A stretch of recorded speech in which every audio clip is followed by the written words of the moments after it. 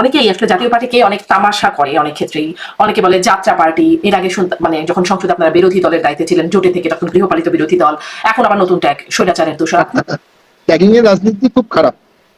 আগে ছিল কথায় কথায় পাকিস্তান চলে যাও, তারপরে আসলে ভারত চলে যাও, আমেরিকা চলে যেতে বলে না, এটা একটা বিকৃত বিষয়। তার সাথে আজকে এটাও বলেছে শামীম হায়দার পাটোয়ারি হচ্ছে ভারতের শেষ অস্ত্র, যাকে ব্যবহার করে আওয়ামী লীগকে পুনর্বাসন করার চেষ্টা করে। মানে নুরুল হক নুরের দলের সাথে কি কোনো বিশেষ, মানে তারা কোনো কারণে বিশেষভাবে খেপা আপনাদের উপরে? আমি মনে করি তাদের মূল দুঃখটা হচ্ছে এত কিছুর পরেও তারা জাতীয় বাড়ি হলে পারলো না। শেখ হাসিনার নাচের পুতুল শামীম। আমি টকশোতে ওপেন চ্যালেঞ্জ দিয়ে বলেছিলাম যে শেখ হাসিনার সাথে আমার কখনো কথা হয়েছে, এর কোনো দৃষ্টান্ত যদি দেখাতে পারেন আমি রাজনীতি ছেড়ে দিই। 24 নির্বাচনে মনোনয়ন ফর্ম বিক্রি করে যেই অর্থ এসেছে, সেই অর্থের 1 টাকাও ব্যাংকে ঢোকে নাই। এই সময়ে আওয়ামী লীগের সাথে নেগোসিয়েশন তো করেছিলেন আনিস ভাই এবং চুন্নু ভাই। কি সমঝোতা করেছিলেন তারা? তখন তো 26টা আসন আমাদেরকে দেওয়া হয়েছিল, 26টা আসনে নৌকা অফ থাকবে, সেগুলো তো দৃশ্যমান ছিল। উত্তরসরে যখন জাতীয় পার্টির মূল ধারা ভোট বর্জন করলো, তখন আনিস ভাই, চুন্নু ভাই, আলাদার ভাই, ফিরোজ ভাই, বাবলা ভাই এরা ভোট করেছিল। যে সময় ভারত আপনাদের উপর কেমন প্রভাব বিস্তার করেছিল? একতরফা ইলেকশনে যাওয়াটা কিছুটা নৈতিক অপরাধ হতে পারে, তবে রাজনৈতিক দল তো ভোট করার জন্যই রাজনীতি করে। আমার মনে হয় এই অংশ সরকারের সাথে একটা সংযোগ স্থাপন করতে চেয়েছিলেন। আওয়ামী পন্থীদেরকে বের করে দিয়ে আপনারা কোনো একটা গ্রহণযোগ্যতা তৈরির চেষ্টা হবে লাগামহীন। জানাতে চাই এই সময়ের পালস অফ পলিটিক্স। নবমবারের মতো ভাঙলো জাতীয় পার্টি। মহাসচিব মুজিবুল হক চুন্নু, 2 কো-চেয়ারম্যান আনিসুল ইসলাম মাহমুদ ও রুহুল আমিন হাওলাদারকে বহিষ্কার করেছেন চেয়ারম্যান জিএম কাদের। গুঞ্জন আছে সরকারের আনুকূল্য পেতে বা বৃহত্তর বিরোধী দলীয় জোটে অংশ নিতে এমন কৌশল। এমন অভিযোগ উঠছে এখন চাপার উপর ভর করেছেন আপা। কি ঘটছে আসলে? অন্যদিকে আবার শুরু হয়েছে রাষ্ট্রপতির অপসারণ নিয়ে প্রচারণা। জুলাই সনদ না দিলে 3রা আগস্ট ঢাকা অবরোধের ডাক দিচ্ছে এনসিপি। এসব নিয়ে বিশ্লেষণে স্বপ্নধরা নিবেদিত পালস অফ পলিটিক্সে আজ আমার সাথে আছেন জাতীয় পার্টির নতুন মহাসচিব ব্যারিস্টার শামীম হায়দার পাটোয়ারি। ব্যারিস্টার শামীম হায়দার পাটোয়ারি, আপনাকে স্বাগত জানাচ্ছি পালস অফ পলিটিক্সে আমার আজকের আয়োজনে। আপনি জাতীয় পার্টির মহাসচিব হিসেবে ঘোষিত হয়েছেন, আপনাকে প্রথমেই অভিনন্দন, শুভেচ্ছা। আপনার কাছ থেকে শুরুতে এই যে প্রক্রিয়া সম্মেলন ঘোষণা করাকে কেন্দ্র করে আপনাদের দলে আবারও ভাঙন, নবমবারের মতো ভাঙন সম্ভবত, এটা আসলে কি হলো? আপনার একটা ছোট্ট ব্যাখ্যা যদি শুনি। এমনি গণমাধ্যমে আমরা অনেক দেখছি, কিন্তু আপনার কাছ থেকে যদি একটু ছোট্ট ব্যাখ্যা শুনি, কি হলো, কেন হলো? না, আসলে ব্যাখ্যাটা ছোট করে দেওয়া যাবে না, একটা বেশ বড় ব্যাকগ্রাউন্ড। আমাদের লাস্ট প্রেসিডিয়ামের আগের প্রেসিডিয়ামের মিটিং এ সিদ্ধান্ত হয়েছিল 28 জুন আমাদের কাউন্সিল হবে এবং চায়না বাংলা সেন্টারে কাউন্সিলের জন্য বুকিং দেওয়া হবে। দুই একজন সেখানে বলেছিল যে চায়না বাংলা কর্পোরেশন সেন্টারে যদি বুকিং না পাই, অন্য কোথাও না পাই, প্রয়োজনে আমরা কাকরাইল অফিসের সামনে করবো। রেজলিউশনে কাকরাইল অফিসের সামনে কোনো কাউন্সিল হওয়ার সিদ্ধান্ত হয়নি, এটা বাস্তবসম্মত না, কারণ রাস্তার মধ্যে কাউন্সিল হতে পারে না। তো পরবর্তীতে 28 জুনের টেন্টেটিভলি বুকিংটি ছিল, সেটি চায়না বাংলা কনভেনশন সেন্টার বাতিল করে দেয় রাষ্ট্রীয় কারণে। আমরা 27 তারিখে আবেদন করি, 27 তারিখে ওরা দিতে পারে নিরাপত্তাজনিত কারণে। ফলশ্রুতিতে 16 জুন মাননীয় চেয়ারম্যান তিনি কাউন্সিলকে স্থগিত করেন এবং পরবর্তীতে ডেট দেওয়া হবে এমন একটি সিদ্ধান্ত নেন। সম্পূর্ণ গঠনতন্ত্র মোতাবেক আমাদের গঠনতন্ত্রে বলা আছে কাউন্সিলের স্থান, তারিখ, সময় প্রেসিডিয়াম নির্ধারণ করবে চেয়ারম্যানের সম্মতি। চেয়ারম্যানের সম্মতি ছাড়া কোনো কাউন্সিলের তারিখ স্থান হতে পারে না। আর কাউন্সিলের সভাপতিত্ব করবেন চেয়ারম্যান। ঠিক এই চিঠি দেওয়ার পরেই আমাদের তদানীন্তন সিনিয়র কো চেয়ারম্যান এবং কো চেয়ারম্যান ওনারা একটি চিঠি দেন, এক বিবৃতি দেন যে কাউন্সিল 28 তারিখেই করতে হবে। 28 তারিখে মাননীয় চেয়ারম্যান কাউন্সিলে ভোটে হেরে যাবেন এই ভয়ে ভীত হয়ে কাউন্সিল পিছিয়ে দিচ্ছেন এবং আরো অনেক অভিযোগ দিয়ে তারা চিঠি নিয়ে আসেন। ফলশ্রুতিতে যেটা হয়, তৃণমূলের মধ্যে তীব্র একটি ক্ষোভের সঞ্চার হয়, যেখানে মাননীয় চেয়ারম্যানের বিরুদ্ধে এখন অনেকগুলো মামলা আছে, উনি সাহসী রাজনীতি করছেন, সকলকে তখন চেয়ারম্যানের পাশে থাকার কথা ছিল। সেখানে দেখা যাচ্ছে যে দলের একটি অংশ তার বিরুদ্ধে ওপেন কথা বলছে। তখন আমরা তৃণমূলের মতামত নেওয়ার জন্য 25 জুন আমাদের প্রায় 65টি জেলা, উপজেলা, জেলা, মহানগর ইউনিটকে ডাকি। তারা আসেন এবং সকলে সমস্যারে এম কাদেরের প্রতি একাত্মতা ঘোষণা করেন এবং যারা এই বিকল্প কাউন্সিলের চিন্তা ভাবনা করছে তাদেরকে বহিষ্কারের জন্য, অব্যাহতির জন্য তারা রেজলিউশন পাস করে জোর দাবি জানান। এরপরে আমরা 28 তারিখে প্রেসিডিয়াম মিটিং করি, সেখানে 25 জন প্রেসিডিয়াম উপস্থিত ছিলেন। আর সেই 25 জন প্রেসিডিয়ামের সকলেই সর্বসম্মতিক্রমে রেজলিউশন পাস হয় যে যারা এই ধরনের হীন কাজ করছেন তাদেরকে পার্টির সকল সদস্য পদ থেকে বাতিল করে দিতে হবে। ফলে সেটি একটি দাপন হয় এবং স্বাভাবিকভাবেই যখন 10 জন প্রেসিডিয়ামকে এবং তার মধ্যে 3 জন কো চেয়ারম্যানকে বাদ দিয়ে দেওয়া হয়, মহাসচিব তার মধ্যে ছিলেন। উল্লেখ্য যে মুজিবুল হক চুন্নু ভাই আজকে প্রায় 10-15 দিন 20 দিন ধরে কিন্তু পার্টি অফিসে আসেন না, কোনো পার্টি অফিসে, ফিজিক্যালিও পদটি শূন্য আছেন। দেন যখন তাকে প্রাথমিক সদস্য পদ থেকে বাদ দিয়ে দেওয়া হলো, প্রেসিডিয়ামের সাথে আলোচনা ক্রমে মেজরিটি সকল প্রেসিডিয়ামের সম্মতিতে উপস্থিত, তখন স্বাভাবিকভাবেই মহাসচিব পদটি শূন্য হলো সেখানে আমার মনোনয়ন দেওয়া হলো। খুব ভালো হতো এ ধরনের দ্বন্দ্ব, এ ধরনের সংঘাত বাদ দিয়ে একটি অত্যন্ত আনন্দঘন ঐক্যমতের পরিবেশে দলটি আগাতে পারলে। তবে কিন্তু জাতীয় এটি পার্টি কেন হলো এটা আরেকটু, কারণ তাদের একটা ব্যাখ্যা আছে, আমি সেটাও একটু দেখছিলাম। আপনাদের কাছে কি ব্যাখ্যা যে তারা কেন এরকম দ্বান্দ্বিক অবস্থানে গেলেন, বা মানে কাউন্সিলে জাতীয় পার্টির বর্তমান চেয়ারম্যান হেরে যাবেন এরকম বক্তব্য কেন তুললেন, কি তাদের উদ্দেশ্য? 25 তারিখে যখন আমরা সকল জেলার সভাপতি সেক্রেটারি থেকে ডাকলাম, মহানগরের সভাপতি সেক্রেটারিকে ডাকলাম, 78টি ইউনিটের মধ্যে 65 ইউনিট ওখানে উপস্থিত ছিল, আর 5-7টি ইউনিট অসুস্থতা বা নানা কারণে আসতে পারেনি। 65 ইউনিটটি ইউনানিমাসলি চেয়ারম্যানের প্রতি সম্মতি জানিয়েছে। এখন যখন আমরা কাউন্সিল করতাম, কাউন্সিল ডেলিগেটটাই জেলা থেকেই আসতো, এই জেলা সভাপতি সেক্রেটারিদের অধীনেই আসতো, তারাও ইউনানিমাসলি চেয়ারম্যানকেই সম্মতি দিত।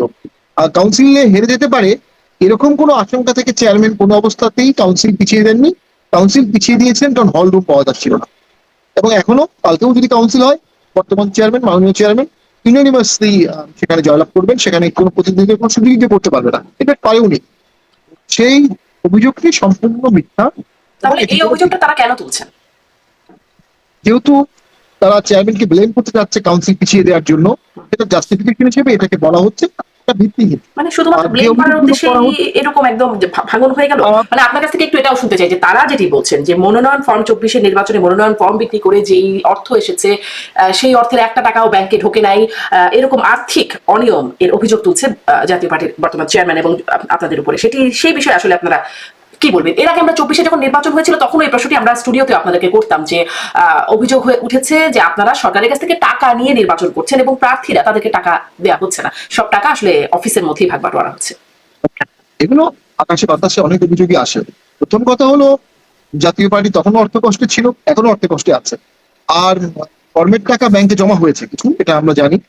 তবে এই বিষয়গুলো তো হ্যান্ড করে জুনিয়র অফিসাররা, তারা টাকা রিসিভ করে, তারা ব্যাংকে জমা দেয়, তারা সবকিছু হ্যান্ডেল করে এবং বছর শেষে অডিট হয়, চার্টার্ড অ্যাকাউন্টেন্ট ফার্ম দিয়ে অডিট হয়, সেই অডিটেড রিপোর্ট ইলেকশন কমিশনে দেওয়া হয়।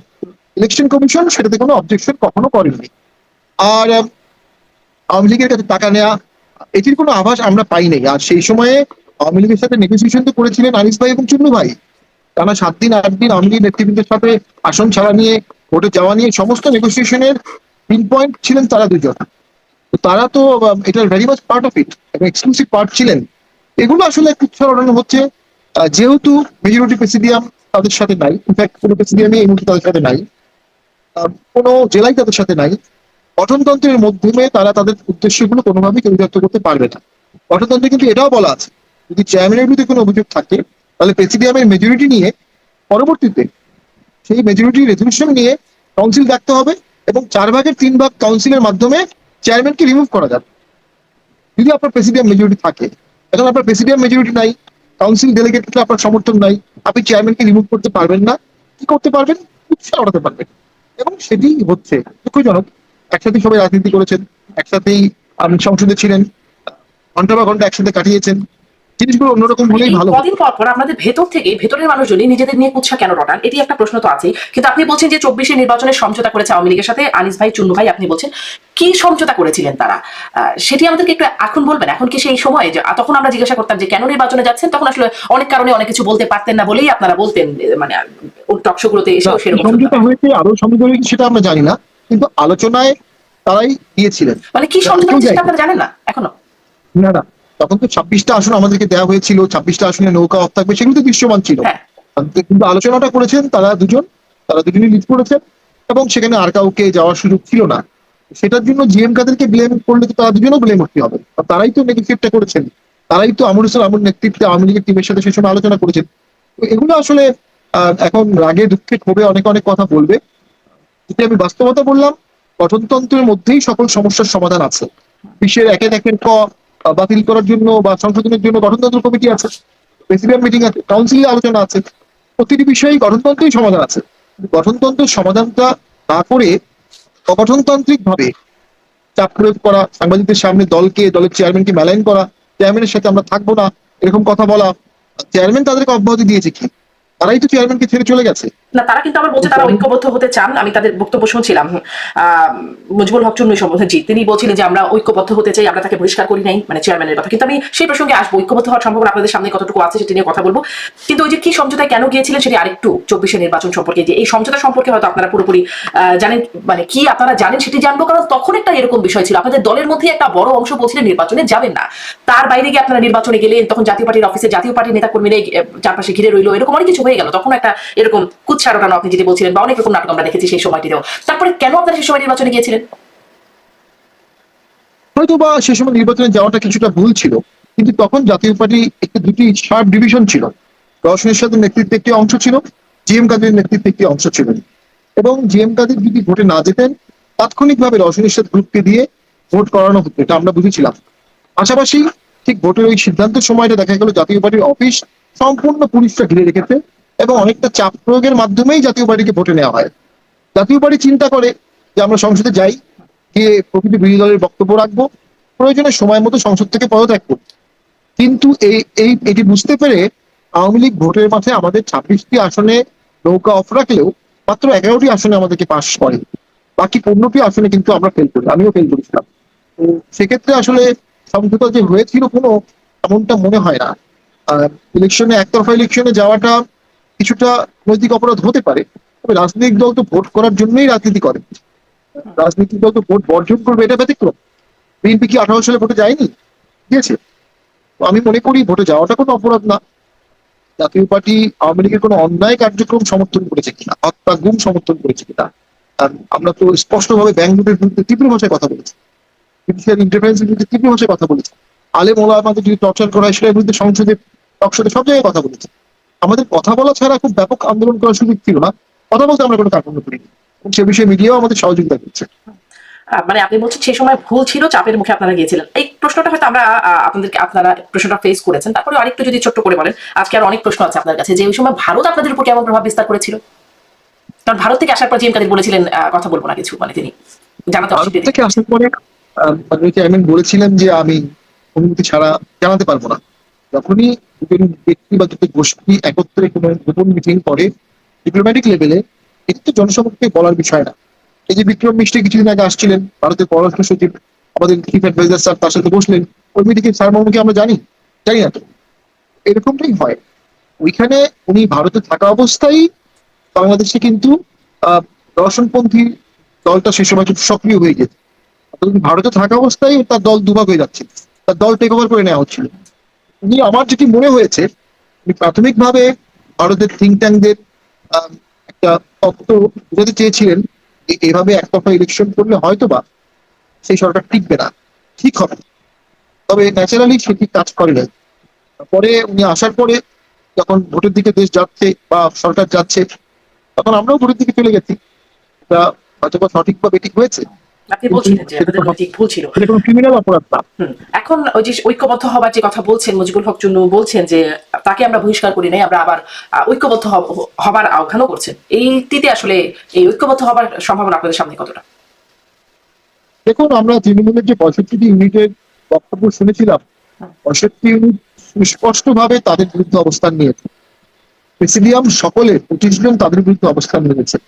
এই অবস্থায় তাদের আশু মতামত, তাদের এই সমঝোতার পক্ষে আমরা তাদের কোনো অবস্থান দিচ্ছি না। ভবিষ্যতে আমরা তৃণমূলের সাথে আবার বসবো, প্রেসিডিয়ামের সাথে আবার বসবো। প্রেসিডিয়ামরা চায়, তৃণমূল চায়, তাহলে সমঝোতা হতে পারে, একতা বোঝানো হতে পারে। কিন্তু আমি মনে করি পার্টির চেয়ারম্যানকে আঘাত করার কারণে সিপিএমদের মনে এবং তৃণমূলের মনে যে আঘাত আমাদের সিনিয়র নেতৃবৃন্দ, সাবেক সিনিয়র নেতৃবৃন্দ দিয়েছিলেন, সেই আঘাত এত সহজে চলে যাবে না। এবং সেই আঘাতের কারণে আমাদের এই তৃণমূলের নেতৃবৃন্দ অতি দ্রুত আমাদের সিনিয়র নেতৃবৃন্দ দলে ফিরে আসুক, অতি দ্রুত এটি চাবেন না। তবে রাজনীতি শেষ কথা বলি, ভাঙা জাতীয় পার্টি, মানে ভাঙার পরে ভাঙার কত টুকরো টুকরো এই জাতীয় পার্টি এখন এই বর্তমান পরিস্থিতিতে যখন এমনিতেই আপনার অনেক রকম চাপের মুখে আছেন, স্বৈরাচারের দোসর হিসেবে ট্যাগ পেয়ে, তখন এই ভাঙা জাতীয় পার্টির ভবিষ্যৎ কি আসলে? ভাঙা জাতীয় পার্টি, দেখুন আমি মনে করি জিএম কাদেরকে কটাক্ষ করে কথা বলে, জিএম কাদেরকে প্রেশারাইজ করে, জিএম কাদেরকে পার্টি থেকে বের করে দেওয়ার সিদ্ধান্ত নিয়ে আমার মনে হয় এই অংশ সরকারের সাথে একটা সংযোগ স্থাপন করতে চেয়েছিলেন। যেহেতু জিএম কাদের সরকারের সুতীব্র সমালোচনা করেন, জিএম কাদেরকে হার্ড টাইম দিলে, গালিগালাজ করলে, কটাক্ষ করলে হয়তো বা কারো ধারণা ছিল সরকার এতে খুশি হবে, সরকার তাদের সাথে সংযোগ স্থাপন করবে, যেটি আমার কাছে যৌক্তিক মনে হয় না। সরকার জাতীয় পার্টির আভ্যন্তরীণ বিষয়ে কোনো আগ্রহ দেখাবে বলে আমার মনে হয়। নাকি আর যারা নাকি আপনি বলছিলেন যে সমঝোতা করেছেন আনিসুল ইসলাম চুন্নু, মুজিবুল হক চুন্নু, উনারা তো আওয়ামী লীগের সাথে উনাদের একটা সম্পর্ক সমঝোতার জায়গা ছিল, আওয়ামী পন্থীদেরকে বের করে দিয়ে আপনারা কোনো একটা গ্রহণযোগ্যতা তৈরির চেষ্টা করছেন রাজনীতিতে? তা আমরা কোনো পন্থায় বিশ্বাস করি না। তারা ভোটে অংশ 14 সালে, যেটা আমি বলছিলাম, যে বর্তমান সরকারের সাথে এই গ্রুপের সংযোগ হওয়াটা খুব কঠিন। কারণ 14 সালের ভোটে এনারা কুশীলভ ছিলেন, এরা নির্ভীক দিয়েছিলেন। 14 সালে যখন জাতীয় পার্টির মূলধারা ভোট বর্জন করলো, তখন আনিস ভাই, চুন্নু ভাই, আলাদার ভাই, ফিরোজ হোসেন ভাই, বাবলা ভাই এরা ভোট করেছিলেন। সেই অংশটা জামাত বিএনপি তো সহজে গ্রহণ করার কথা না অ্যালায়েন্সের ক্ষেত্রে। আর জামাত বিএনপির বাইরে গিয়ে বর্তমান সরকার কিভাবে তাদের সাথে সংযোগ স্থাপন করবে? না, আমরা কোনো দলের নেতৃত্বাধীন কাউকে সরাচ্ছি না।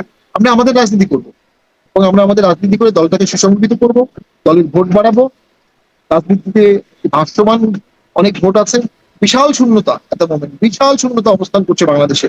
সঠিক রাজনীতি করতে পারলে জাতীয় পার্টি এই শূন্যতার কিছু অংশ পূরণ করতে পারবে এবং আমাদের ভোট বাড়বে বলে আমরা বিশ্বাস করি। জি, আপনারা বিশ্বাস করেন ভোট বাড়বে, কিন্তু ওই যে ওই প্রশ্নটা রয়ে গেল, ভোট বাড়ার প্রশ্নতেও আসবো যে আপনারা কি সরকারের সাথে সংযোগ স্থাপনের একটা চেষ্টা করছেন কিনা?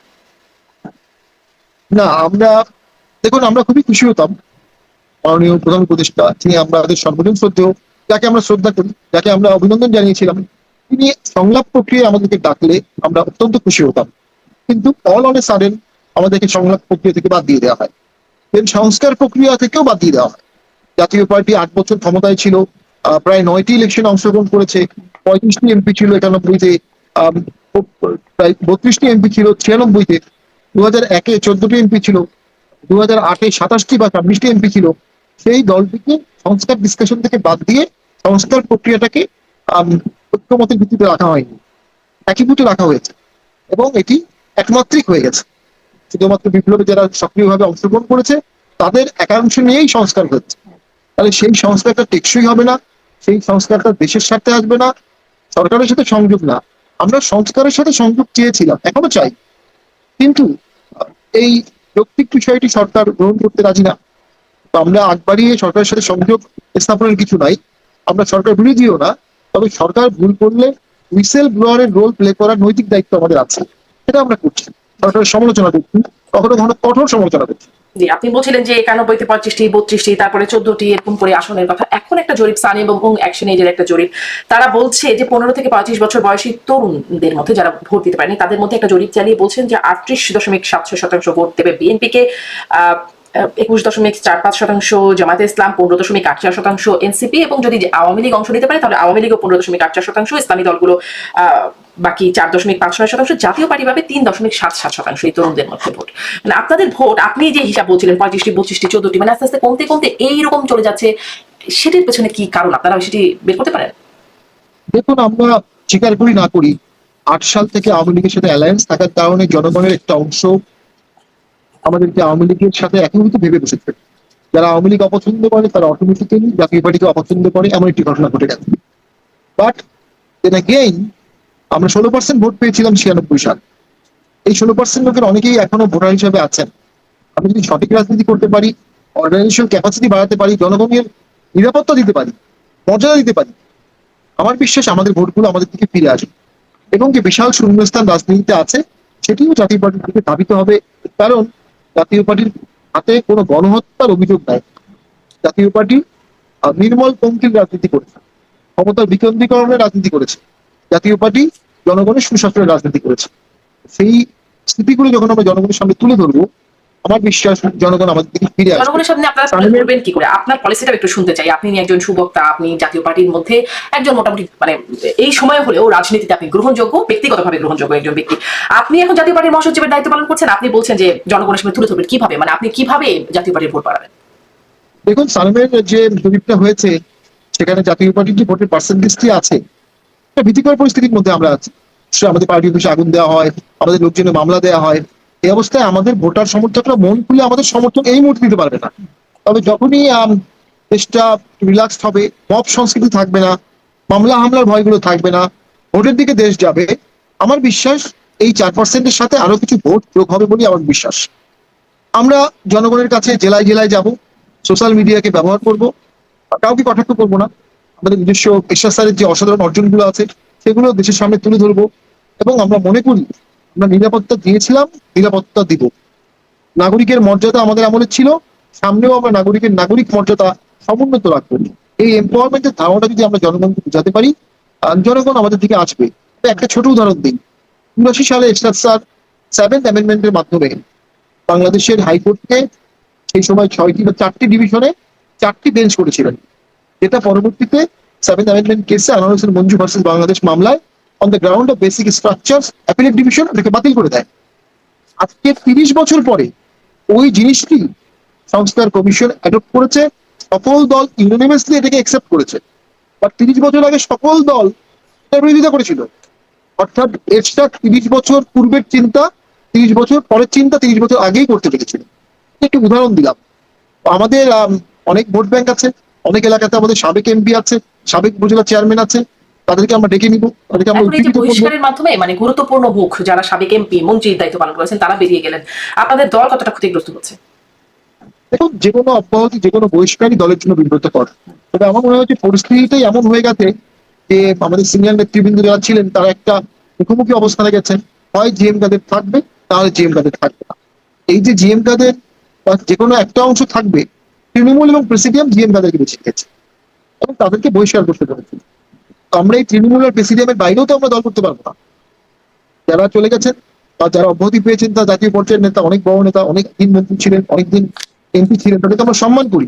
কিন্তু পার্টির চেয়ারম্যানকে বাদ দিয়ে কাউন্সিল করার দুর্বল মস্তিষ্কের যে ধারণাটি তারা ধারণ করেছিল, সেটি তো কোনো গ্রহণযোগ্য সমাধান হতে পারে না।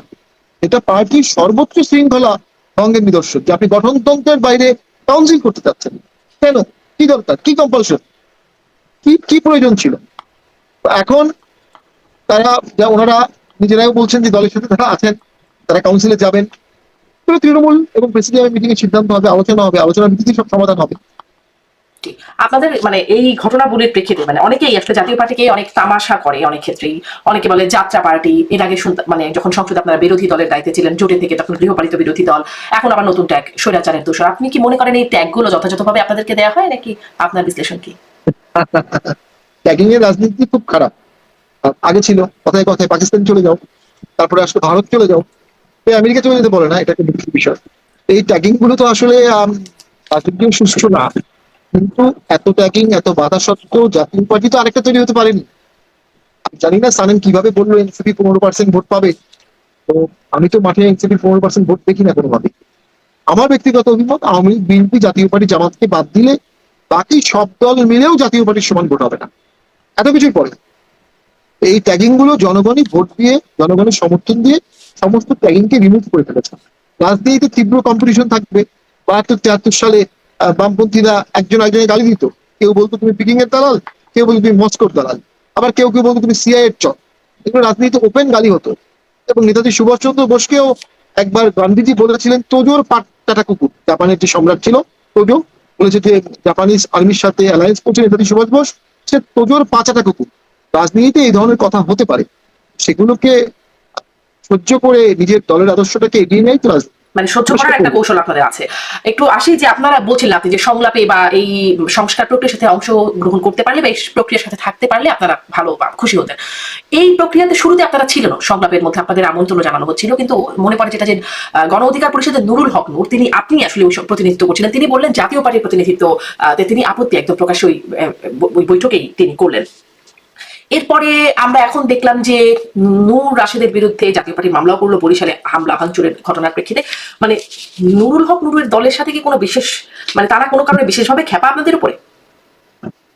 না, আমরা তো কাউকে এখন একটু এটাও তো করি, রাশেদ খান বলছেন জাতীয় পার্টিকে নিষিদ্ধ না করা হলে জাতীয় পার্টির অফিসের প্রতিটি ইট ভেঙে ফেলা হবে। হ্যাঁ, রাশেদ খান আজকে এটাও বলেছে শামীম আহমেদের পাটারি হচ্ছে ভারতের শেষ অস্ত্র, যাকে ব্যবহার করে আওয়ামী লীগকে পুনর্বাসন করার চেষ্টা করে। হ্যাঁ হ্যাঁ, ফেসবুক ওরা বয়সের তরুণ, আমাদের ইয়াং ফ্রেন্ডস, বিপ্লবী, আন্দোলন করেছে, জেলে গেছে, টর্চার হয়েছে, তাদেরকে আমরা সম্মান করি। তাদের রাগ আছে, ক্ষোভ আছে, দুঃখ আছে। আমি মনে করি তাদের মূল দুঃখটা হচ্ছে এত কিছুর পরেও তারা জাতীয় পার্টি হলে পারলো না, জাতীয় পার্টির মতো সমর্থন আদায় করতে পারলো না, জাতীয় পার্টির মতো দেশব্যাপী কোনো দল করতে পারলো না। আসন ভিত্তিক কয়েকটি দল হয়ে গেছে। ওরা দুজনেই তো বিএনপি থেকে চিঠি নিয়ে ভোট করছে, বিএনপি থেকে চিঠি নিয়ে তারা নির্বাচনী আসনে যাচ্ছে। আমাদের জাতীয় পার্টির কাউকে নির্বাচনী আসনে যেতে কোনো পার্টি ছিনিয়ে যেতে হচ্ছে না। আমি মনে করি কিন্তু তারা আপনাদেরকে জাতীয় চাপ পার্টি, দিয়ে কখনো সমঝোতা করে আপনারাও তো নির্বাচনে যান 14-24। আমরা একটি বাদে 15 ফেব্রুয়ারি বাদে সব নির্বাচনে গেছি, শুধু 14 সালের নির্বাচনটা আমরা মূলধারা বর্জন করেছিলাম। এখন নুরু এবং রাশেদের আমাদের সাথে কি সমস্যা এটা আমরা জানি না, তবে আমার ব্যক্তিগত অভিমত, তাদের সাথে দেখা হলে তাদের দুদিন প্রমিজিং পলিটিশিয়ান। আমরা কিন্তু আওয়ামী লীগের আমলেও আমাদের প্রোগ্রামে তাদেরকে ডাকতাম, আওয়ামী লীগের আমলেও আমাদের ইফতারে তাদেরকে ডাকতাম, এটা নিয়ে আওয়ামী লীগের লোকজন আমাদেরকে কটাক্ষ করতো, তো আমরা সেই সম্মানটা তাদেরকে দিতাম। এখন তারা কোনো একটি মহলের প্রক্সি হিসেবে কাজ করছে, যে প্রক্সি দিয়ে তারা জাতীয় পার্টিকে কোণঠাসা করতে চাচ্ছে, অথবা কোন মহলের কোনো এক সময় প্রক্সি? জাতীয় তাদের পার্টিকে ব্যান স্বার্থ করা কি? হবে। কোন মহলের প্রক্সি? ওই যে রাজনীতিতে একটি ভোট ব্যাংক আছে, কে আছে, তারা হয়তো ভাবছে জাতীয় পার্টিকে ব্যান করলে জাতীয় পার্টির বিভিন্ন জেলার ভোটগুলো তারা পেতে পারে।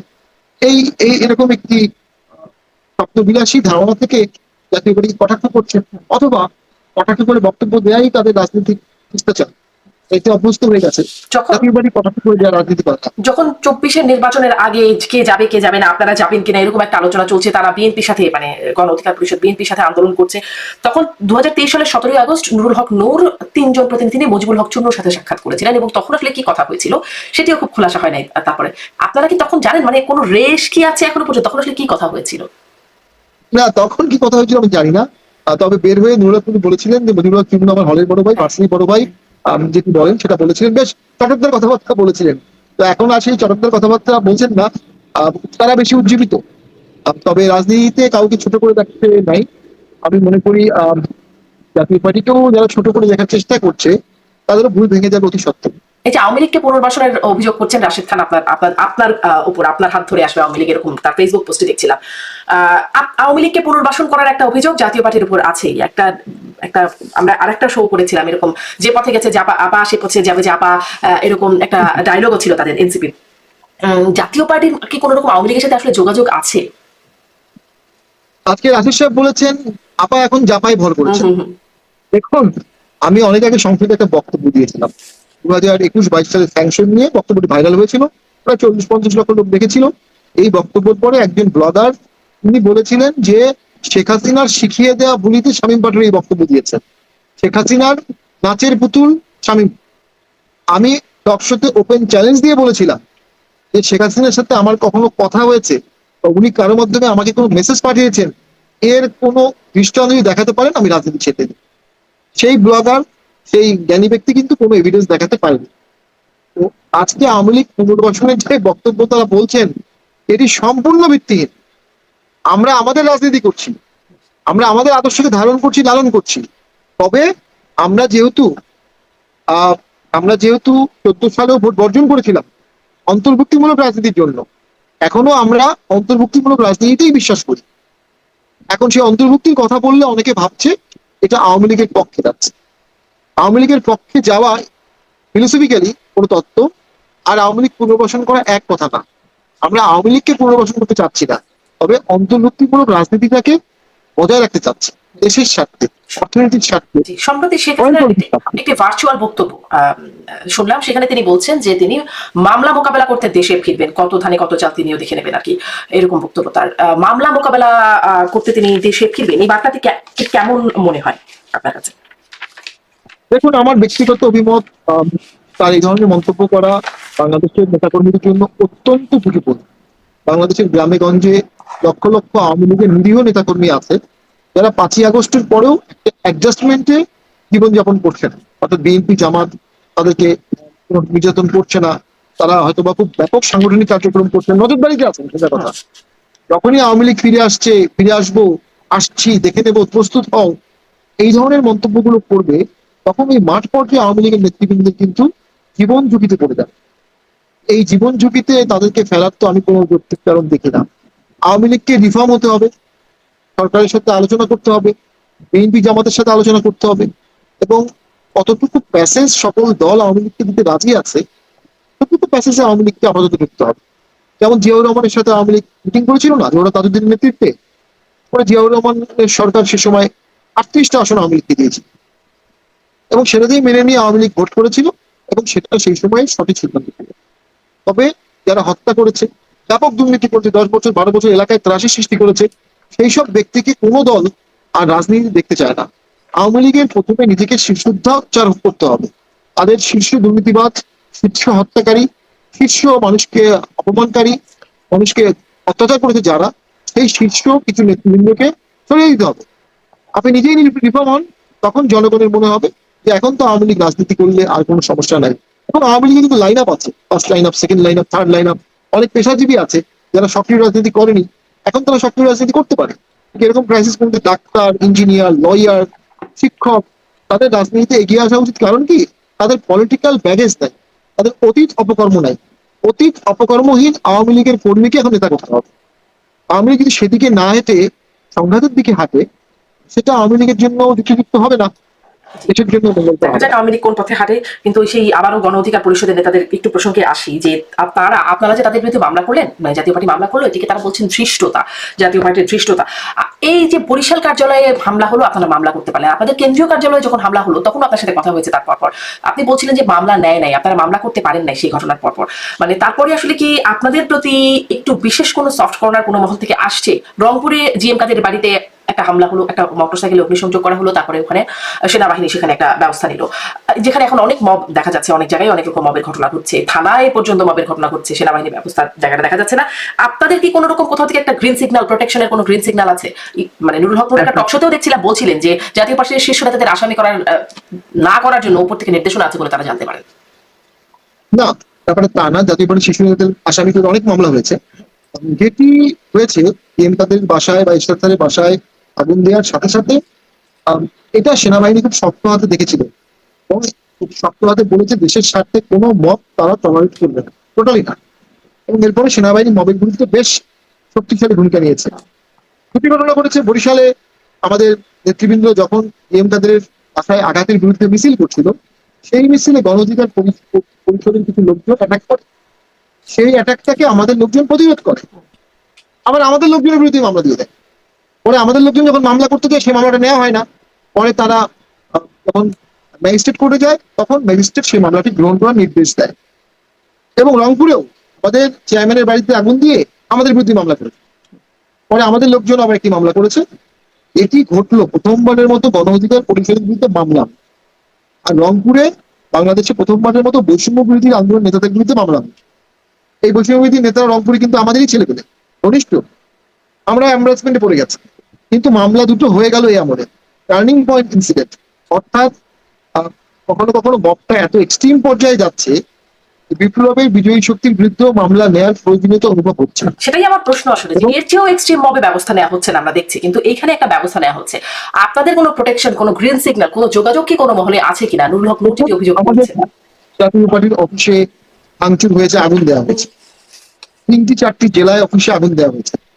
এরপরে এই মামলাগুলো ঘটে, অনেকগুলো ঘটনা ঘটে যাওয়ার পর আমরা বাধ্য হলাম মামলার দিকে যেতে, এবং সরকারও তখন মনে করলো বা আদালত মনে করলো যে এত অন্যায় সহ্য করা যাবে, মামলা নিতে হবে। আমরা কোনো গ্রিন সিগন্যালের কথা জানি না। জাতীয় পার্টি অতীত বলে, জাতীয় পার্টি 2006 সালে কিন্তু ইশরাত স্যার যখন নমিনেশন বাতিল করে দেওয়া হলো, ঠিক তখনই 111 চলে আসে। 91 সালে যখন এরশাদের নমিনেশন বাতিল করা হলো, তখন জাতীয় পার্টির লোকজন ডিসি অফিসে লাথি মেরে ভেতরে ঢুকে ডিসির কলার ধরেছে এরশাদের মনোনয়ন বাতিলের প্রতিবাদে। জাতীয় পার্টির উপর আঘাত আসলে এটা টার্নিং পয়েন্টের রূপ নেয়, এটার অতীত নিদর্শন আছে, ভবিষ্যৎটা বলতে পারবো। জি, আপনি বলছিলেন যে একটু গণ অধিকার পরিষদ সম্পর্কে আওয়ামী লীগের জন্য একটা পরামর্শ আপনি দিলেন। আপনার কাছে যে একটু আপনি রাজনীতির বিশ্লেষণও করেন, সেখান থেকে যদি একটু জানতে চাই, আপনি কি মনে করেন একটা পরিসংখ্যান, সানেম অ্যাকশনের পরিসংখ্যানও বলছিলাম, বিএনপির জনপ্রিয়তা 5ই আগস্টের পর থেকে বাড়ছে নাকি কমছে? দেখুন, মাঠে চাঁদাবাজির বিভিন্ন অভিযোগে কি বলছে বিএনপির জনপ্রিয়তা কিছুটা করতে পারে, যেমন সত্য। আবার এটাও তো সত্য, আওয়ামী লীগ ব্যান থাকা অবস্থায়, আওয়ামী লীগ পালিয়ে থাকা অবস্থায় দেশব্যাপী ওয়ার্ড ভিত্তিক সংগঠন, দেশ চালানোর অভিজ্ঞতা সম্পন্ন দল একমাত্র বিএনপি আছে। এবং এদেশের মানুষ উইনার টেক্স অল সিচুয়েশনে বিশ্বাস করে। বিএনপি যদি ভোটের দিকে জয়লাভের আশা দেখা যায়, তাহলে আরো কিছু লোক বিএনপিতে ভোট দিবে। এদিক থেকে বিএনপির জনপ্রিয়তা কিছুটা কমলেও আশঙ্কাজনক হারে কমেনি। তবে আমি মনে করি ভোটে ডিসাইসিভ রোল হবে যদি আওয়ামী লীগ ভোট করতে না পারে। আওয়ামী লীগের ভোটগুলো কোথায় যাবে? ভোটে জেতা কিন্তু অসম্ভব কঠিন, কিন্তু ভোটে কাউকে হারানো কিন্তু খুব সহজ কাজ। এই যে আমাদের গণ অধিকার পরিষদের বন্ধুরা আমাদেরকে কটাক্ষ করছে, আমাদের এনসিপি বন্ধুরা আমাদেরকে কটাক্ষ করছে, আমরা যদি সিদ্ধান্ত নেই যে ওদের আসনগুলোতে আমরা জয়লাভ করব না, কিন্তু ওদেরকে হারাবো, ওদের প্রতিপক্ষকে আমাদের ভোটটা দিবে। খুব সহজ কাজ, খুব সহজ। তো আওয়ামী লীগের যে মাঠে ভোটগুলো আছে, তারা কাকে কাকে হারানোর চেষ্টা করবে এটা তো আমরা বুঝতে পারছি না। তারা কাকে কাকে হারাবে তার উপরই ভোটের রূপরেখা তৈরি করবে। আমি মোটা তাকে বলবো, বাংলাদেশের চ্যালেঞ্জ সময় ছিল ক্ষুদ্র বিরোধী দল হওয়া, যে কোনো মূল্যের সামনে বৃহৎ বিরোধী দলের চেষ্টা করতে হবে, এটি আমাদের মূল লক্ষ্য হওয়া উচিত। আপনারা কি সেই বৃহৎ বিরোধী দল করার জন্য কোনো জোটে যাবার, আপনি আগে আমার আগের অনুষ্ঠানে বলছেন জাতীয় পার্টি যে কোনো জোটে যেতে পারে, বৃহৎ বিরোধী দল করবার জন্য কোনো জোটে যাওয়ার তৎপরতায় আছেন? আমাদের পার্টির চেয়ারম্যানের নির্দেশ এই মুহূর্তে দলকে সুসংগত করা, জাতীয় রাজনীতির উপর তীক্ষ্ণ পর্যবেক্ষণ রাখা, কোনো জোটে যাওয়ার ব্যাপারে কোনো সিদ্ধান্ত, একক রাজনীতি বা জোট কোনো বিষয়ে কোনো সিদ্ধান্ত আলোচনা এখন হয়নি। তবে হ্যাঁ, অনেক দলগুলো মিলে যদি একটি বৃহৎ বিরোধী দলের জোট হয়, তাহলে এটি সরকারের উপর একটা সীমাবদ্ধতা হিসেবে কাজ করবে এবং ভবিষ্যতে সরকার লেভিয়াতান দানব হবে না, এটির প্রয়োজন জাতীয় সরকার। জি, আপনি জাতীয় পার্টি, বিএনপি, আওয়ামী লীগ এর কথা বলেন, এনসিপির কথা একটু শুনি। এনসিপি পদযাত্রা করছে এবং সেটিকে আপনি কিভাবে দেখছেন? 3রা আগস্ট তারা বলছেন যে জুলাই সনদ না হলে 3রা আগস্ট তারাই ঘোষণাপত্র দেবে এবং তারা দেয়া না হলে ঢাকা অবরোধেরও একটা বার্তা দিচ্ছে। কি হবে আসলে 3রা আগস্ট বলে মনে হয়? দেখুন, সরকারও তাদের, এনসিপিও তাদের, যা সরকার তাই এনসিপি, যা এনসিপি তাই সরকার।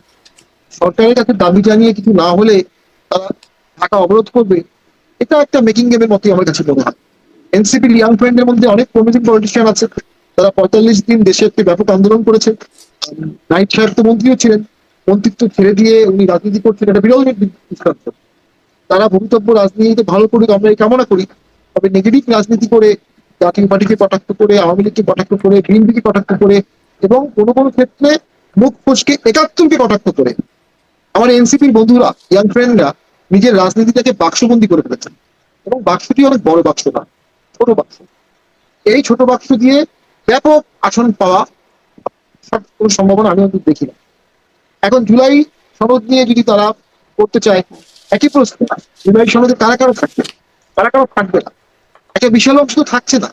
তাহলে 71 সালের পরে আমাদের যে সংবিধান হলো, অথবা 71-এ যে আমাদের স্বাধীনতা ঘোষণাপত্র হলো, এটা তো একটা যুদ্ধ পরিস্থিতি, দেশের স্বাধীনতা, সেখানে সকল কনসেনসাস ছিল, এখানে সকলের অংশগ্রহণ নাই, সেই যুদ্ধ পরিস্থিতি এটা না। এই জুলাই সনদের গুরুত্ব কিন্তু কখনোই 17ই আগস্টের মুক্তিযুদ্ধের ঘোষণাপত্রের মতো হবে না। কিন্তু অনেকে এটি করে স্বাধীনতার ঘোষণাপত্রকে সমকক্ষ কিছু একটা করতে চাচ্ছে, অথবা সংবিধানের সমকক্ষ কিছু করতে চাচ্ছে। এই ভয়ঙ্কর রাজনৈতিক দুষ্টচক্রের খেলা যদি একবার সংবিধান রিপ্লেস করে ফেলা হয়, তাহলে এই জুলাই সনদই সংবিধান হবে, তখন রাষ্ট্রপতি বা অন্যান্য পদ, সব পদ এলোমেলো হয়ে যাবে। কিন্তু আপনি কি এটা স্পষ্ট হয় আপনার কাছে, জুলাই সনদ আর জুলাই ঘোষণাপত্র এই দুটো কি এক, অভিন্ন, নাকি আসলে ভিন্ন ভিন্ন, আলাদা? আমি এই প্রশ্নটি করেছিলাম এনসিপি নেতাদের কাছ থেকে, তারা আমাকে বুঝাচ্ছিলেন যেটা আসলে ভিন্ন, জুলাই সনদ আর জুলাই ঘোষণাপত্র ভিন্ন। আমি সেদিন গোলাম মর্তুজার সাথে কথা বলছিলাম, যিনি এখন প্রেস মিনিস্টার ওয়াশিংটনে, তাকে জিজ্ঞাসা করছিলাম, তিনি বলছিলেন বিষয়টি স্পষ্ট না। আপনার কাছে স্পষ্ট? আমার কাছে স্পষ্ট। আমার মনে হয় যে ঘোষণা হবে একটি ডিক্লারেশন সনদ হবে, যেখানে সকল স্বাক্ষর থাকবে, এটা হতে পারে। তো যাই হোক, এটা যারা আন্দোলন করেছে তাদের জন্য এই বিষয়টি আবেগের। এই আবেগের বিষয়টি আমি মনে করি আমরা অসম্মান করবো না। কিন্তু এতে দেশের স্বার্থ রক্ষা হবে কিনা, দেশের স্থিতিশীলতা থাকবে কিনা, স্বাধীনতা সার্বভৌমত্ব, 71 সালের আমাদের স্বাধীনতা যুদ্ধের মর্যাদা ক্ষুণ্ণ হবে কিনা, এই জিনিসগুলো অবশ্যই মাথায় রেখে এটা ড্রাফট করতে হবে। জি, ফরহাদ মাজহার এই বছরেরই শুরুর দিকে তিনি বলছিলেন যে জুলাই ঘোষণাপত্র করতে না দিয়ে ডক্টর ইউনূসকে দায়ী করে বলছিলেন যে তিনি ছাত্রদেরকে ঝুঁকির মুখে ফেলে দিয়েছেন এবং এই ছাত্রদেরকে আওয়ামী লীগ, বিএনপি কেউই আসলে বাঁচতে দেবে না, এরকম একটা মন্তব্য করছেন এবং ডক্টর ইউনূসকে দায়ী করছিলেন। আপনি ফরহাদ মাজহারের এই বক্তব্যকে কিভাবে দেখেন? ফরহাদ মাজহারের আরেকটা বক্তব্য নিয়ে একটু ছোট্ট করে আপনার মন্তব্য জানবো, শুনি একটু এটা। জি, আমার মনে হয় ফরহাদ মাজহার তো অনেক জ্ঞানী মানুষ, আর ছাত্রদের সাথে তার সংযোগও ভালো ছিল। ছাত্রদেরকে এই নেগেটিভ পলিটিক্স হয়তো এখনো আছে, ছাত্রদেরকে কিন্তু পজিটিভ পলিটিক্সে সরকার ব্যবহার করে। ছাত্রদেরকে ব্যবহার করা হয়েছে জাতীয় পার্টির সাথে আলোচনা করা যাবে না, ছাত্রদেরকে ব্যবহার করা হয়েছে আওয়ামী লীগকে ব্যান করতে হবে, ছাত্রদেরকে ব্যবহার করা হয়েছে ইলেকশন চাই না। নেগেটিভিস্ট, অবস্ট্রাকশনিস্ট ফোর্স হিসেবে তারা কাজ করেছে, কনস্ট্রাকটিভ ফোর্স হিসেবে কাজ করেনি। ফলে সকলের সাথেই তাদের শত্রুতা হয়েছে, জামাত ছাড়া। মানে অজানা কারণে জামাতের সাথে তাদের কোনো শত্রুতা হয় না। তো সেক্ষেত্রে তো আমি মনে করি তাদের পলিটিক্যাল ক্যারিয়ারটা ব্র্যাকেট বন্দি হয়ে যেতে পারে। বাট সবকিছু ভোটই দেখা যাবে, ভোট দিয়ে তারা অনেক সমর্থন পায়, অনেক ভোট পায়, তারা বুঝতে হবে যে আমাদের এই জিনিসটা ভুল ছিল। বাট ভোট দিয়ে তারা আশানুরূপ ভালো না করে, তখন আমাকে বলতেই হবে যে যারা তাদের অভিভাবক ছিল বা এই সরকার, তারা তাদেরকে ভুল পথে ধাবিত করেছে, তাদের পলিটিক্যাল ক্যারিয়ার। তাদের এই অভিভাবকেরই একটা বিষয় কদিন ধরে খুব আলোচিত, আমিও আমার প্রোগ্রামগুলোতে কথা বলছি, আমার অতিথিদেরকে বিষয়টা জিজ্ঞাসা করছি যে তিনি বলছেন জেফ্রি স্যাক্সের সেই বক্তব্য, সেটিকে তিনিও বলছেন যেটা ফেলে দেওয়া যায় না, যে যুক্তরাষ্ট্র পাকিস্তানে যেভাবে সরকার পতন করেছে শক্ত প্রমাণ আছে, বাংলাদেশেও তেমনটি হতে পারেন, এইরকম বক্তব্য মাইক পেঞ্চ বলেছেন, সাবেক যুক্তরাষ্ট্রের স্টেট ডিপার্টমেন্টের সাবেক কর্মকর্তা। মানে একই রকম বক্তব্য এখন ফরহাদ মাসুরা বলছেন সেটি ফেলে দেওয়া যায় না। এই প্রসঙ্গে আপনার একটা মন্তব্য নিই, কদিন ধরে আমি এই বিষয়ে আমার অতিথিদের মন্তব্য জানতে চাইছি, আপনার কাছে শুনুন। একটা বিষয় তো আছে যে দেখুন, 23 সালে 22 সালে যেভাবে আমরা দেখেছিলাম পিটার হাস সহ আমেরিকান অ্যাম্বাসেডারদেরকে বাংলাদেশের রাজনীতিতে অংশগ্রহণ করা বা নাক গলানো, এবং যে পরিমাণ আমেরিকান পররাষ্ট্র সচিব পররাষ্ট্র মন্ত্রীরা বাংলাদেশে ঘন ঘন আসছিলেন, নামগুলো ভুলে গেছি আমরা, প্রতি 7 দিনে একজন করে আসতো, স্যাংশন দেওয়া হলো, র্যাবের উপরে ব্যক্তির উপরে মেসেজ দিচ্ছিল আমেরিকা। দেন অবশ্যই সেক্ষেত্রে, এবং যখন এই ছাত্র আন্দোলন শুরু হলো তখন পেন্টাগন বিবৃতি দিচ্ছিল, বাংলাদেশের ছাত্র আন্দোলনের বিবৃতিটা পেন্টাগন দিচ্ছিল। আর আমেরিকার রাষ্ট্রপতির প্রেস অফিস থেকে কোনো বিবৃতি হয়নি, হয়েছে পেন্টাগন বিবৃতি ছিল। সেই জিনিসগুলো তো ইঙ্গিতবাহী। অবশ্যই আওয়ামী লীগ সরকার অন্তর্বর্তী ইলেকশনের যে আমেরিকান সদিচ্ছা, সেটাকে সম্পূর্ণ বৃদ্ধাঙ্গুল দেখিয়েছিল। সেটার একটা রিয়াকশন তো আমেরিকা দেখাবেই। তবে আন্দোলন তো করেছে সাধারণ মানুষ, রাস্তায় নেমেছে, ছাত্র রাস্তায় নেমেছে, আন্দোলনটা তো বাংলাদেশের মানুষই করেছে। বাংলাদেশের মানুষ ব্যাপকভাবে রাস্তায় না নামলে তো আমেরিকা, রাশিয়া, চায়না সব মিলিয়ে একটা সরকারকে পরিবর্তন করতে পারবে। আমেরিকা তো তাহলে এই কিভাবে সরকার পতনের পরিবর্তন পেছনে করতে আপনি পারবে? আসলে কার ক্রেডিট, যদি পার্সেন্টেজ হিসাব করতে বলি, আপনি আনুমানিক একটা কেমন ভাবে পার্সেন্টেজ করবেন? মানে গণ অভ্যুত্থানে আমরা সাধারণ মানুষকে নিশ্চয়ই দেখেছি রাস্তায়, একটা ব্যাপক মানুষের উপস্থিতি দেখেছি, অন্যদিকে যুক্তরাষ্ট্রের ভূমিকা, তাদের কলকাঠি নাড়ার যে অভিযোগ তাদের বিরুদ্ধে আছে, এবং দেশে দেশে ইরাক, আফগানিস্তান, সিরিয়া, লিবিয়া, এরকম বহু দেশের উদাহরণ আছে যারা আসলে এরকম রেজিম চেঞ্জ করেছে। যুক্তরাষ্ট্রের ভূমিকাকে কত পার্সেন্ট হিসাব যদি বলি পার্সেন্টেজে? না, এগুলো একটা পার্সেন্টেজ বোঝা যাবে না। তবে একটা জিনিস হচ্ছে যে আন্দোলনের এক পর্যায়ে বা আগে পরে বোঝা গেছে যে আমেরিকা বাংলাদেশের এই সময়গুলোকে ছেড়ে দেবে না, এবং স্যাংশন আস্তে আস্তে একসময় ইকোনমিক স্যাংশন চলে আসবে। তো ইকোনমিক স্যাংশন আসলে সরকার চলতে পারবে না। এবং আন্দোলনের প্রথমেই দেখা গেছে যে সরকারের বিরুদ্ধে প্রচুর ডকুমেন্টারি এভিডেন্স বেরিয়ে গেছে, গুলি করে হত্যা করার, ট্যাঙ্ক থেকে লাশ ফেলে দেওয়ার, লাশকে নিয়ে গিয়ে রাস্তার ওই পারে ফেলে দেওয়ার ভিডিও ফুটেজ বিবিসি দেখিয়েছে। তো ওই সমস্ত ডকুমেন্টের পরে তো স্বাভাবিকভাবেই একজন রিজনেবল মানুষের মনে হবে যে এগুলো ইন্টারন্যাশনাল আদালত, ইন্টারন্যাশনাল মিডিয়ায় যাবে, এবং ইন্টারন্যাশনাল কমিউনিটি আওয়ামী লীগকে ছাড়বে না। ইন্টারন্যাশনাল কমিউনিটি আওয়ামী লীগকে না ছাড়ে এই সরকার ধাপে ধাপে পতন হয়েই যাবে। যখন আপনি মোটামুটি নিশ্চিত 3 থেকে 6 মাসের মধ্যে সরকার পতন হয়ে যাওয়ার সম্ভাবনা আছে, তখন অটোমেটিক আন্দোলন বেগবান হয়েছে, মানুষ সাহস দিয়ে কিন্তু জড়তা কেটে গেছে। এই জন্যই কি এখন যুক্তরাষ্ট্র অন্তর্ভুক্তিমূলক মানে নির্বাচনের কথা বলছে না? অন্তর্ভুক্তিমূলক যুক্তরাষ্ট্র না বললেও জাতিসংঘ বলছে। অল্প দুর্বল করে বলেছে। জাতিসংঘের প্রতিনিধি একজন বলেছেন যে অন্তর্ভুক্তি মানে মানে অংশগ্রহণমূলক, মানে আসলে জনগণের অংশগ্রহণ, মানে শেখ হাসিনা যেই সংজ্ঞাটা দিতেন সেই সংজ্ঞাটা দিয়েছে। আমেরিকান দুজন বিজ্ঞানীকে আমিও এই কথা বলেছিলাম, তারা বলেছিল বাংলাদেশ জনগণ সিদ্ধান্ত নেবে অন্তর্বর্তী ইলেকশন হবে কি হবে না। নাও আরেকটা জিনিস আছে, সোশ্যাল মিডিয়ার ভূমিকা এই আন্দোলনে। গত বছর এই আন্দোলনের 1 বছর আগেই রাশিয়া একটা মন্তব্য করেছিল, তারা বাংলাদেশে খুব শীঘ্র সোশ্যাল মিডিয়ার মাধ্যমে একটি আন্দোলন, অ্যারব স্প্রিং টাইপ আন্দোলন এক্সপেক্ট করছে। সোশ্যাল মিডিয়া কিন্তু তীব্রভাবে, শুধু সোশ্যাল মিডিয়া না, ইন্ডিয়ান মিডিয়াও আন্দোলনের শুরু থেকে তীব্রভাবে সরকার বিরোধী ছিল যৌক্তিক কারণে, এবং সোশ্যাল মিডিয়ার মাধ্যমে কিন্তু মানুষের আওয়ামী লীগ ভীতি কেটে গেছে, আওয়ামী লীগের ভক্তি কেটে গেছে, আওয়ামী লীগের লোকজনও কিন্তু আওয়ামী লীগের বিরুদ্ধে আন্দোলনে নেমেছিল এই সময়। সেখানে সোশ্যাল মিডিয়া মতামত সৃষ্টি করতে ব্যাপক ভূমিকা পালন করছে। তো সব মিলিয়ে আসলে পার্সেন্টেজ দেওয়ার এখানে কিছু নাই। পট পরিবর্তন বাংলাদেশের মানুষই করেছে, বাংলাদেশের মানুষই এটার জন্য আধিকারিক। তবে পট পরিবর্তনের পরে সেটার সুফল যদি আমরা আনতে না পারি, আমি একটু আগে একটা বই পড়ছিলাম, সেখানে বাবা সাহেব আম্বেদকর বলেছেন যে স্বাধীনতা কি? স্বাধীনতা মানে হলো তুমি তোমার ব্যর্থতার জন্য আর কোনো দেশকে দায়ী করতে পারবে না। অর্থাৎ ইন্ডিয়া যদি ব্যর্থ হতো, ইন্ডিয়ার স্বাধীনতার পরে ব্রিটিশদেরকে আর দায়ী করতে পারতো না, উনি এটা বুঝিয়েছেন। তো আমরা যদি স্বাধীন হই, আমাদের দেশ পরিচালনার ব্যর্থতার জন্য আমরাই দায়ী হব, অন্য কেউ দায়ী হবে। এই জন্যই তো সহাবস্থান প্রয়োজন ছিল। এই জন্যই ডক্টর ইউনূস ছিল সবাইকে ডাকা, একে বলা দেশের স্বার্থে আমরা কোনো ফরেন পাওয়ারকে আমাদের দেশে এন্ট্রি করতে দিব না, আমাদের পলিটিক্যাল ইস্যু আমরা সলভ করব। এই সহাবস্থানটা উনি করতে পারেননি, এবং এটার জন্য দেশকে, জাতিকে, ওনার গভর্নমেন্টকে অনেক দায়ী নিতে হবে। সেটি ডক্টর ইউনূস না করলেও সেনা প্রধান করেছিলেন সেই 5ই আগস্টের আয়োজনে। এখন এই বর্তমানে আপনি বলছিলেন সরকারি এনসিপি সরকার, এনসিপির সেনা প্রধানের বিরুদ্ধে অভিযোগ আছে এবং তারা সেনা প্রধানকে সরাতে চান, প্রকাশ্যে এরকমটা আমরা জেনেছি। এবং এখন রাষ্ট্রপতিও তাদের চক্ষুশূল, তারা রাষ্ট্রপতির অপসারণের জন্য কাজ করেছেন। এখনো আসলে যে জুলাই ঘোষণাপত্র, সেখানেও একটা রাষ্ট্রপতির অপসারণ তাদের একটা অন্যতম একটা লক্ষ্য। এখন অনেক আলোচনা হচ্ছে রাষ্ট্রপতি চুপ্পু, আবার তাকে নিয়ে আলোচনা হচ্ছে, আবার টানাটানি শুরু হয়ে গেছে। পিনাকি ভট্টাচার্য অনলাইন অ্যাক্টিভিস্ট, তিনি বলছেন যে খালেদা জিয়া হবেন রাষ্ট্রপতি আর আর আর ডক্টর ইউনূস দুই মুরব্বী মিলে দেশকে চালাবেন। আসলে রাষ্ট্রপতির ভবিষ্যৎ কি সামনে আরো কিছু হতে যাচ্ছে? দেখুন, এটা রাষ্ট্রপতি পদত্যাগ করবেন কোথায়, কিভাবে পদত্যাগ করবেন, সেটা সংবিধানে বলা আছে। নতুন রাষ্ট্রপতি কিভাবে নিয়োগ হবেন সংবিধানে বলা আছে। যদি সংবিধানে বলা না থাকতো তাহলেও হতো, যেমন এখন ইন্টারিম গভর্নমেন্ট, সংবিধানে কিছু বলা নাই, এটা করা হয়েছে একটা কভার আপ হিসাবে, অ্যাডভাইজারি অপিনিয়ন নেওয়া হয়েছে অ্যাগ্রেগেট হিসাবে। কিন্তু সংবিধানে যেখানে বলা আছে রাষ্ট্রপতি কিভাবে শপথ নেবেন, কিভাবে পদত্যাগ করবেন, এর ব্যতিক্রম করার অধিকার তো কারো নাই। আমি মনে করি ঝুঁকি আছে, সেনাপ্রধান, রাষ্ট্রপতি, সংবিধান সবকিছুকে একবারে ছুড়ে ফেলার একটা প্রচেষ্টা হতে পারে। তবে সেই প্রচেষ্টা সফল হলে বাংলাদেশ তো স্যাটেলাইট কান্ট্রি হয়ে যাবে, গভর্নমেন্ট থাকবে না, বিপ্লবী সরকার হয়ে যাবে, রেবেল গভর্নমেন্ট হবে, একটা না কয়েকটা হবে। জেনে শুনে বুঝে একটা রাষ্ট্র ক্যারেক্টার এখনো আমাদের আছে, একজন রাষ্ট্রপতি এখনো আছে, সেনাপ্রধান ওয়াকার সাহেবের ব্যক্তিগত জনপ্রিয়তা আছে, সততার সুনাম আছে, এবং সবচেয়ে বড় গুরুত্বপূর্ণ জিনিস, এই 5 তারিখ থেকে আজ পর্যন্ত ক্ষমতা লোভী নয়, এটা এদেশের মানুষ বিশ্বাস করে। অমর্ত্য সেনও সাম্প্রতিক সময়ে বাংলাদেশের সেনাপ্রধানের প্রশংসা করেছেন, ক্রাইসিস মোমেন্টে টেক ওভার করেন। তাকে যদি সরিয়ে ফেলা হয়, চেষ্টা করা হয়, হয়তোবা এটা তার অনুগত বা তার ভক্ত সেনাবাহিনীর সদস্যরা চট করে এটা মেনে নেবে না। সেনাবাহিনীতে পলিটিক্যাল ইন্টারফারেন্সের রিয়াকশন কিন্তু খুব খারাপ হয়। খালেদ মোশাররফ যখন জিয়াউর রহমানকে অ্যারেস্ট করলেন, আর্মি চিফকে, তখনই সেনাবাহিনীতে রিয়াকশন হয়ে গেল। ঠিক আছে, পলিটিক্সে তুমি ইন্টারফেয়ার করবো, ইটস ওকে, তুমি পলিটিক্স করবো, কিন্তু তুমি সেনাপ্রধানকে কেন অ্যারেস্ট করবো? বিকজ ওখানে যেটা চেইন অফ কমান্ড থাকে, সেই চেইন অফ কমান্ডটাকে ট্র্যাক করাটা কখনোই যুক্তিযুক্ত কাজ হবে না, এবং সেটাও একটা মত হবে। সেই মত তো আমরা মনে করি না দেশের জন্য মঙ্গলকর কিছু আনার সম্ভাবনা আছে। জি, অনেক ধন্যবাদ, অনেক ধন্যবাদ স্বামী মাত্র অনেকটা সময় আপনার সাথে কথা বললাম। সেনাপ্রধান, রাষ্ট্রপতির মানে একটা কি হতে পারে তাদের নিয়েও একটা পূর্বাভাস জানবার চেষ্টা করলাম। অদূর ভবিষ্যতে 3রা আগস্টের মধ্যে হয়তো কিছু একটা হবে, এরকম একটা গুঞ্জন আছে। এবং জাতীয় পার্টি, ভাঙা জাতীয় পার্টি আসলে সামনে তারা কতটুকু এগিয়ে।